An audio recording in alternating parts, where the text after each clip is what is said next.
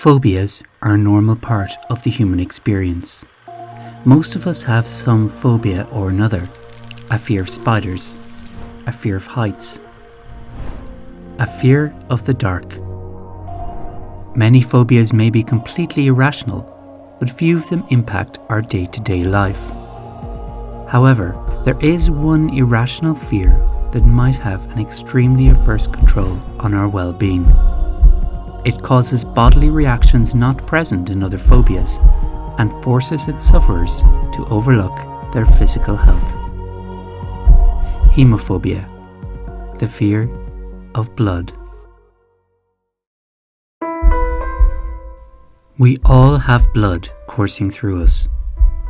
The ways in which it sustains us are too numerous to go into right now. Why then are some of us so terrified of something that's such an inherent part of us? Where does the fear of blood stem from, and does it have any positive outcomes? The fear of blood is categorized as a specific phobia, that is, any irrational anxiety disorder related to the exposure of specific triggers: spiders, heights, dark, blood. These phobias may be disabling and often lead to panic attacks. Fear of blood, however, can result in further dire physical effects, but more on that in a moment. While about 12% of people suffer from a specific phobia at some point in their life, approximately 5% have a fear of blood. Ulysses S. Grant, Heimlich Himmler, Charles Darwin, and even Dracula himself, Bela Lugosi, are all said to have had a fear of blood. Hemophobia most often arises in childhood, between the ages of 7 and 16. It is frequently caused by a trauma during this period, although some children learn the fear from an over-anxious parent. Psychologists have suggested that there may be a genetic root. While a study of twins does seem to confirm that there is some evidence for this, it indicates that trauma and conditioning are the far more prevalent causes. A combination of nature and nurture. As already mentioned, hemophobia can lead to physical reactions not present in other irrational fears. For instance, someone afraid of the dark might have an increased heart rate or panic attack. However, frequently when hemophobics are confronted by blood, they will also faint. What exactly is going on here? Why would a fear make someone faint? Both the person afraid of the dark and the person afraid of blood experience an increase in heart rate. But in the hemophobic, this is followed by a sudden drop in heart rate and blood pressure, which causes the fainting. This abrupt change in heart rate has an evolutionary basis.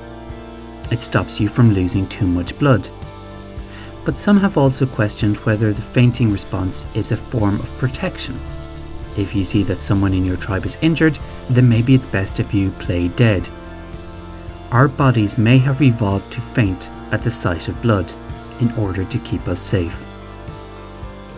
Whatever the origins, the symptoms may be triggered by seeing blood in real life or on screen, and even simply by thinking of blood or looking at blood-like substances.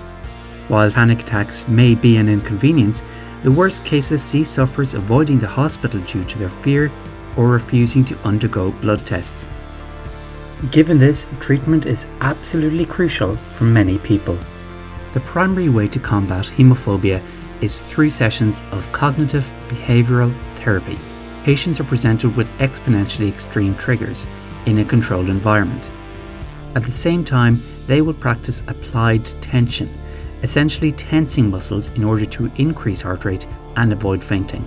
About 80% of patients show remission of their phobia by their 10th session. Hemophobia is a personal fear, but the fear of blood is also a societal problem. In many religions, blood is seen as dirty or forbidden, and menstruating women often find themselves locked out of temples.